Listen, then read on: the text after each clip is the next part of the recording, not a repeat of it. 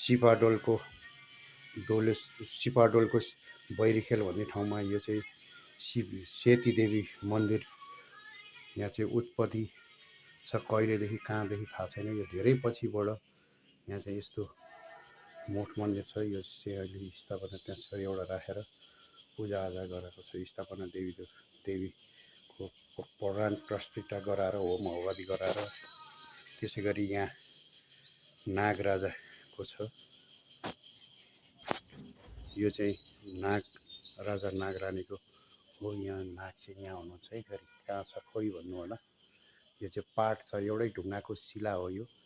त्यहाँ त्यो सेती देवीको भयो, यो नागराजाको हो, त्यसको फेरि खण्ड भएर यो चाहिँ बाघ भैरव छ। हजुरहरूले कसरी चिन्नुहुन्छ, कसरी बुझ्नुहुन्छ चाहिँ आफूले हेर्ने हो। यो चाहिँ बाघको नङ्ग्रादेखि लिएर सबै छ, यसमा चाहिँ यो बाघ भैरव हो है।